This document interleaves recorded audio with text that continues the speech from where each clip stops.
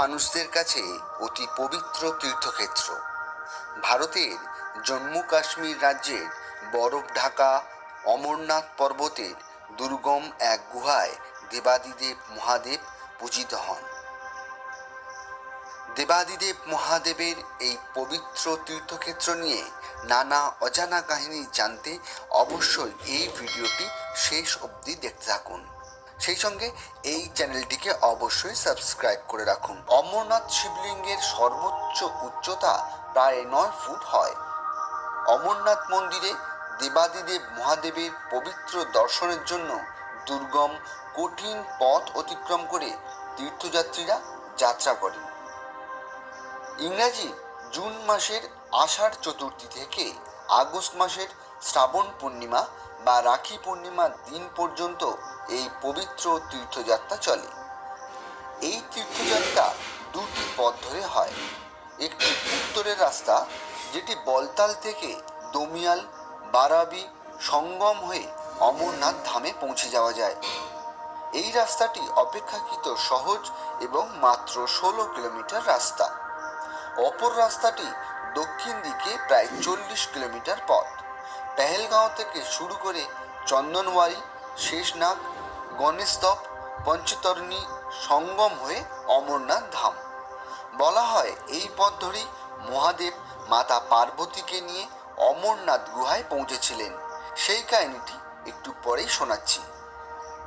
অমরনাথ মন্দিরের উপাসনার যে প্রমাণ পাওয়া যায় তা থেকেই বোঝা যায় এই স্থানটির ইতিহাস বহু পুরানো। খ্রিস্টপূর্ব 32 থেকে খ্রিস্টাব্দ 17 সাল অবধি অমরনাথ মন্দিরে কোনো এক রাজা দেবাদিদেব মহাদেবের উপাসনা করতেন। 12শো শতাব্দীতে কাশ্মীরি ঐতিহাসিক কলহনের লেখা রাজতরঙ্গিনী থেকেও অমরেশ্বরের কথা জানা যায়। মনে করা হয় এরপর দীর্ঘদিন মানুষ এই মন্দিরের কথা ভুলেছিল। 15 শতাব্দীতে বুটা মালিক নামে এক স্থানীয় মেষ পালক এই গুহার সন্ধান পেয়েছিলেন।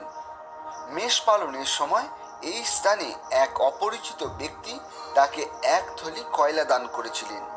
বুটা মালিক বাড়ি ফিরে গিয়ে দেখেন সেই থলিতে কয়লার বদলে সোনা রয়েছে। বুটা মালিক সেই অপরিচিত ব্যক্তির খোঁজে ওই স্থানে আবার ফিরে এলেন এবং সেই স্থানে তিনি অমরনাথ গুহার সন্ধান পান। দীর্ঘদিন যাবৎ বুটা মালিকের পরিবার এই পবিত্র তীর্থক্ষেত্রে রক্ষণাবেক্ষণ করত।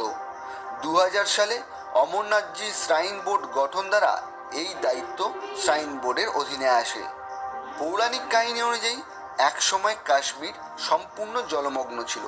সেই সময় ঋষি কশ্যপ একাধিক নদী সৃষ্টি করে কাশ্মীরকে জলমগ্ন অবস্থা থেকে মুক্ত করেন। এই সময় ঋষি ভিগু কাশ্মীরে অমরেশ্বর শিবলিঙ্গটি আবিষ্কার করেন। বাবা অমরনাথ মন্দিরটি 51 শক্তিপীঠের একটি।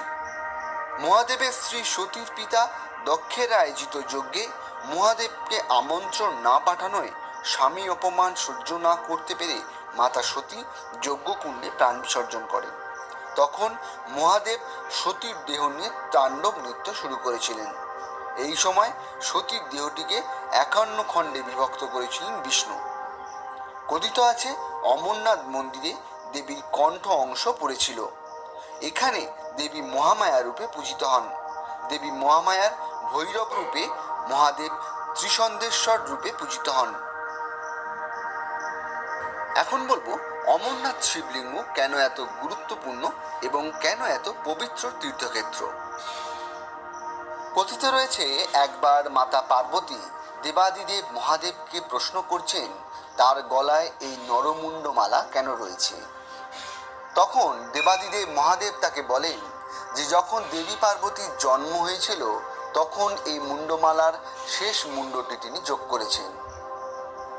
দেবী পার্বতী তখন বললেন যে তিনি বারবার জন্ম নেন, তার মৃত্যু হয়, কিন্তু দেবাদিদেব মহাদেব কিভাবে তিনি অমর রয়েছেন। দেবাদিদেব মহাদেবের এই অমরত্বের রহস্য জানতে দেবী পার্বতী মহাদেবের কাছে অনুরোধ করলেন। অমরত্ব ও সৃষ্টির রহস্য শোনানোর জন্য পার্বতীকে একটি নির্জন গুহায় নিয়ে যান মহাদেব। সেই গুহাটি হলো অমরনাথ। এই গুহায় আসার আগে মহাদেব তার সঙ্গী নন্দীকে রেখে আসেন পেহেলগাঁওয়ে। তার জটায় অবস্থিত চন্দ্রকে রেখে আসেন চন্দনওয়ারিতে। তার গলার সাপকে তিনি রেখে আসেন শেষ নাগে। পুত্র গণেশকে তিনি রেখে আসেন মহাগণেশ পর্বতে। এই বিশ্ব ব্রহ্মাণ্ডের 5 মৌলিক উপাদান অর্থাৎ পঞ্চভূত পৃথিবী, জল, অগ্নি, বায়ু এবং আকাশ, এই পঞ্চভূতকে দেবাদিদেব মহাদেব রেখে এলেন পঞ্চতরণীতে।